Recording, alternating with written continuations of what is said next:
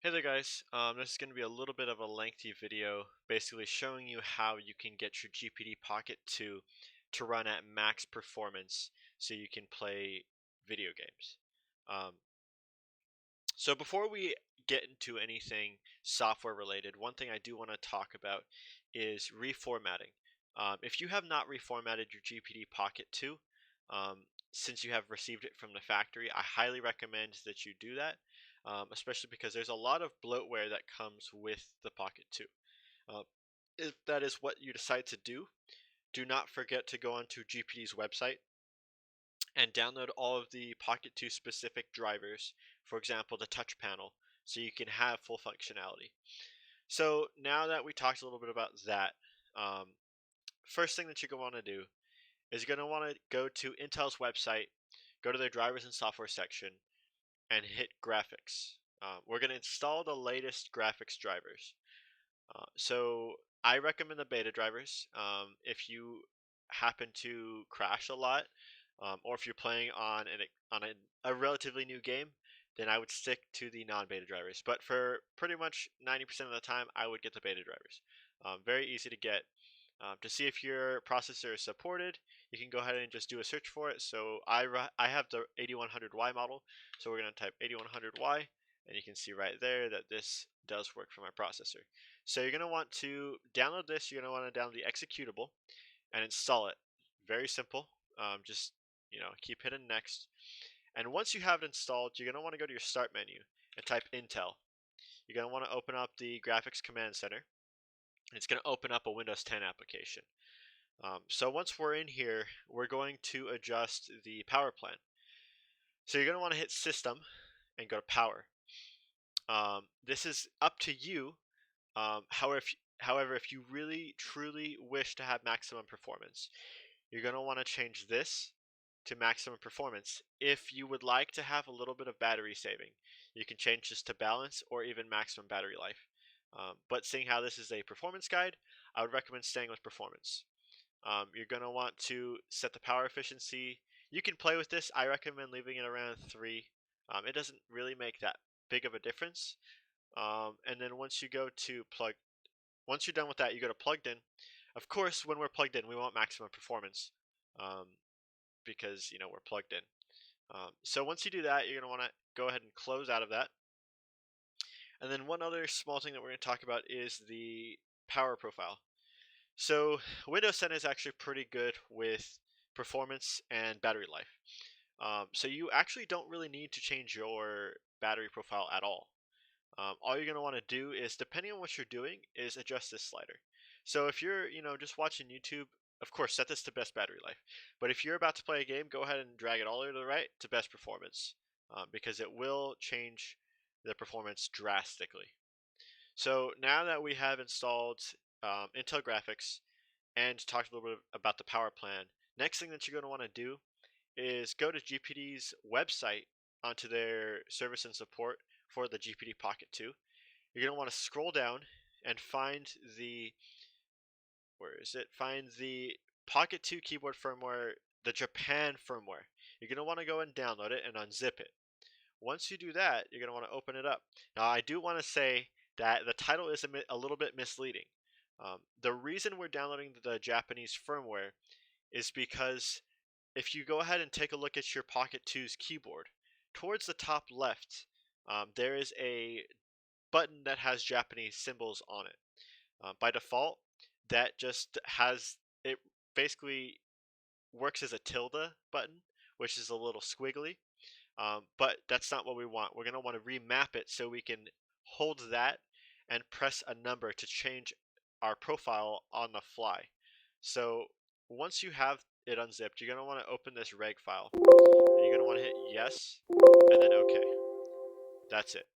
Then you're going to want to go into this folder, run this as administrator, and then give it a second, and the start will turn yellow. You want to hit start. Now, the reason I'm not hitting start is because it may restart my computer, and I have already installed this. You're going to want to hit start and restart, and once you have restarted, you have the Japanese firmware onto your Pocket 2. Your keyboard should work as normal. The next thing that we're going to do is we're actually going to remap that key now. So the way we're going to do that is with a program called Sharp Keys. I will link all of these into the description, but Sharp Keys is the program that will actually let us remap that key.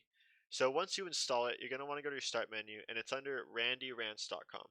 You're going to want to open up Sharp Keys, and what you want to do is click Add, scroll down and find the tilde button, which is going to be, where is it? I think I passed it. Which key is it? 29. It's in here somewhere. You can go ahead and click type key and then actually press it. So, oh, it's not in here because I remapped it. Let's remove this. So, you want to go to add, you want to find tilde, which is this key right here. And on the right, you're going to want to map it to right alt. So let's go ahead and find right alt, which is going to be right here, right alt. You want to have those two selected, click OK, write to registry, and then you're going to want to restart. Once you restarted, your Japanese key on your Pocket 2 should function as a right alt. So next thing that we're going to do is run this debloat script. What this is going to do is it will remove all of the non-essential things for Windows to run. So for example, OneDrive, Firewall, Windows Defender, all the bloatware apps that Windows comes with, ton of other things. Before you run this file though, you're going to want to right click it and hit edit. I will show you how to enable or disable things because not everybody wants to disable everything by default. So all of the ones that are red are enabled. If you want to disable it, you can go before the quotation mark and hit pound, and that will comment it and make sure that that does not the script does not run that. So if, for example, Cortana. So if you don't want to disable Cortana, you can go ahead and preface the line with a pound, and that will not disable Cortana. On the contrary, if you see something disabled by default and you want to enable it, you can go ahead and just remove the pound and the space in front of it. And once it turns red, that means it's enabled. So a few things that I have enabled. I have left this file mostly default. I have changed a few things. I am disabling the firewall and I am disabling Windows Defender. I do not recommend that you do this unless you know um, good networking and you also know not how to get viruses. Windows Defender is actually pretty good against preventing viruses, but if you know what you're doing and you want true performance, you can go ahead and disable those. Another thing I have disabled is the Action Center just because I think it's annoying. And then also down here, I disabled hibernation. Two reasons. One, I never use hibernation, and two, it actually takes disk space to hibernate. And my Pocket 2 only has 128 gigs, and I want every single gig. So once you have done all of your changes, you want to go to File, Save. You're going to want to close this, and right-click it and go to Run with PowerShell. Once this pops up, you're going to want to hit Y and then hit Enter. I already ran this script, so I'm not going to run it, but you're going to want to hit Y and Enter, and then let it do its thing. It's going to take maybe 10-15 minutes, and it will restart. Once you restart, all of those things that you asked it to disable will be disabled. So now we're almost there. The next thing that we're going to do is we're going to install throttle stop.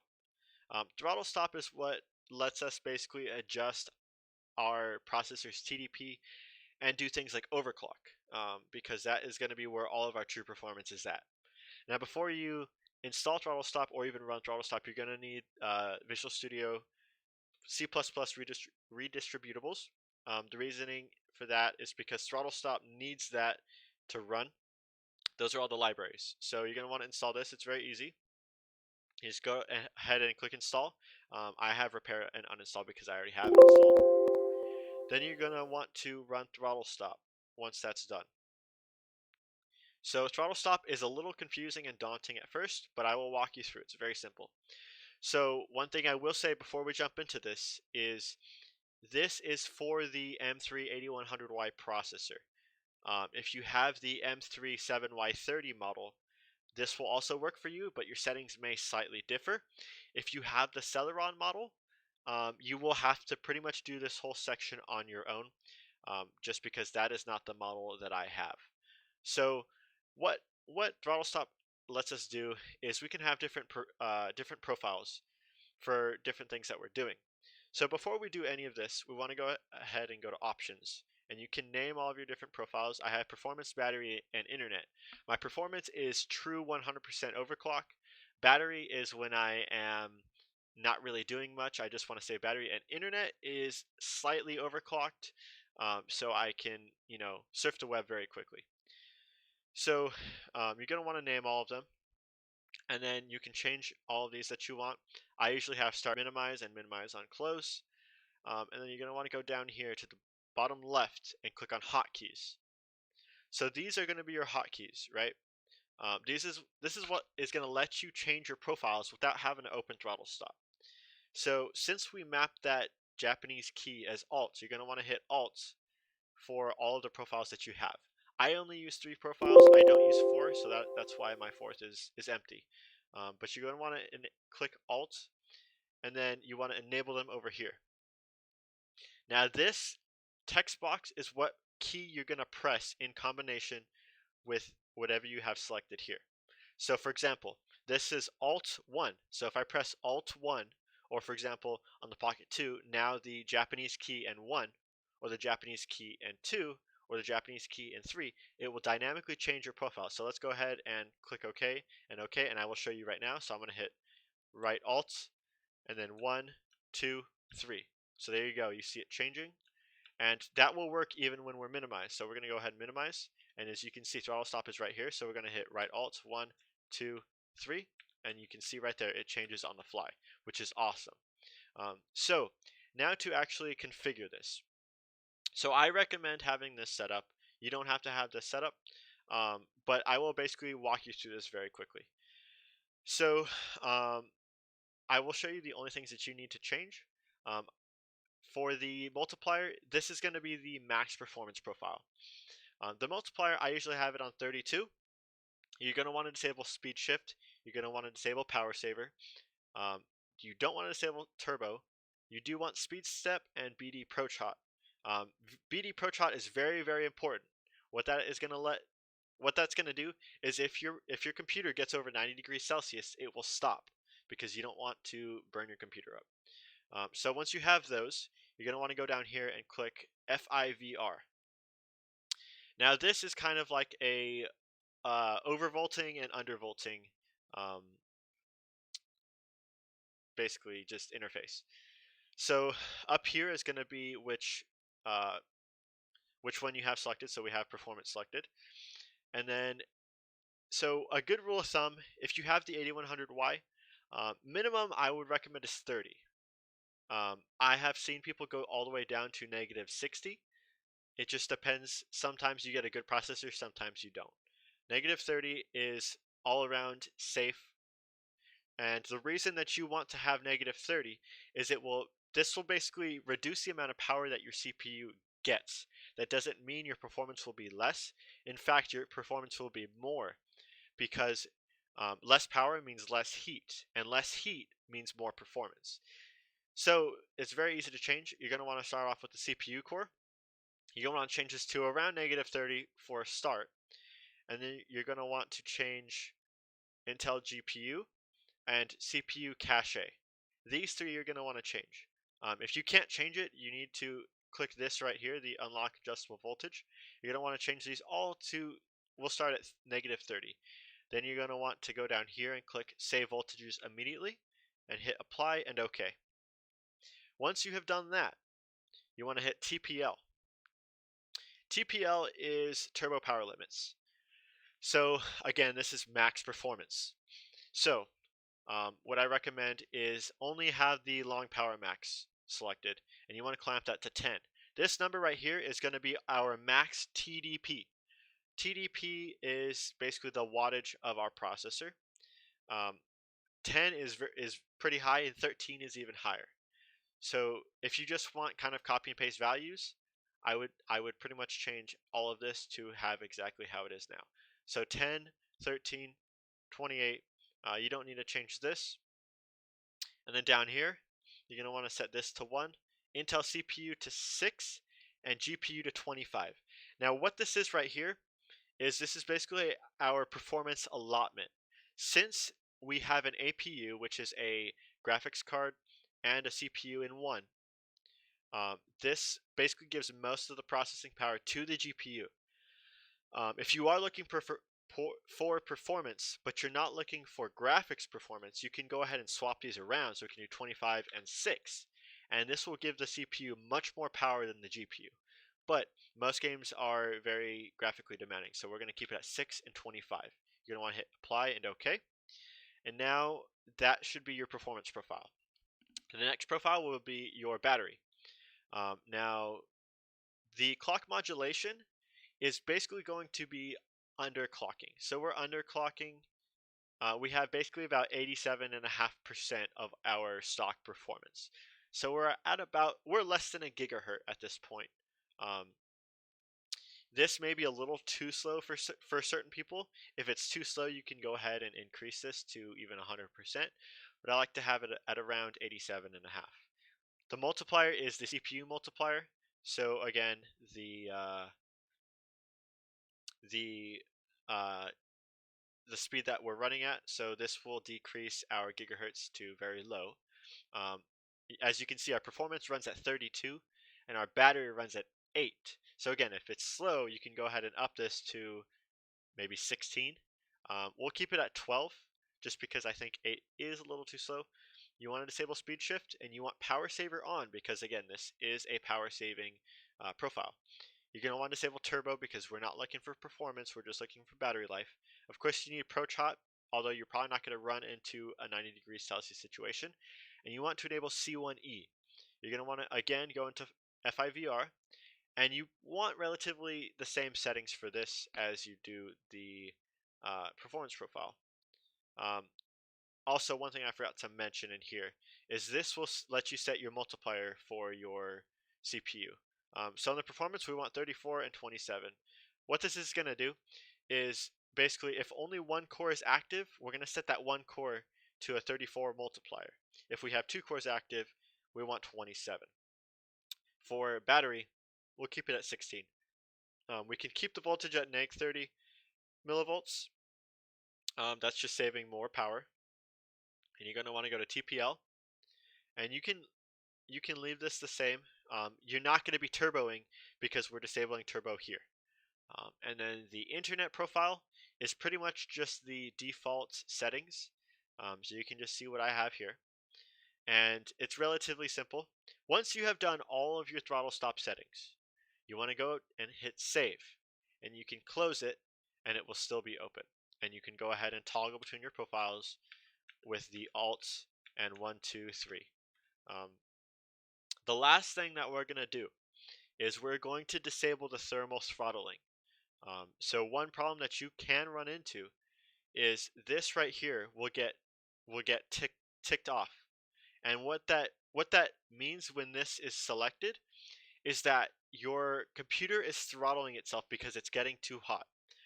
Now, I do not recommend this unless you are confident that you can monitor your computer. I'm not responsible for you burning your computer up, but if you trust yourself enough to make sure that your computer does not burn itself up past the BD Pro Trot, which is 90 Celsius, this will basically let you disable that thermal throttling. So how you can do that is go to your start menu and you want to go to device manager. So device manager, you want to open it. And now I believe it is under, where is it?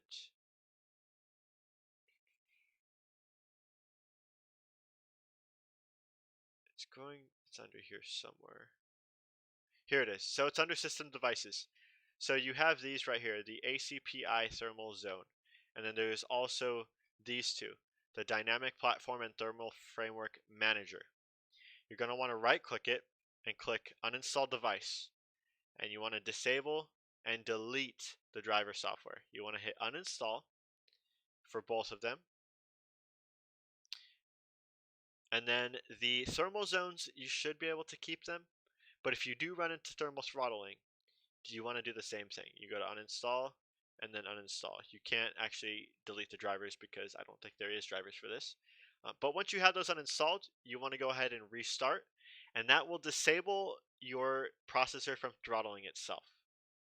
And so now with that being said, you should now be at maximum performance. You can go ahead and try a game, and the performance should be significantly better than it is stock. So, with that being said, thank you guys for watching. If you have any questions about the software or throttle stop or anything in general, feel free to message me or leave a comment. And if this helped you, feel free to leave a like or even subscribe, and I appreciate it. So I will see you guys later. Thanks for watching the video.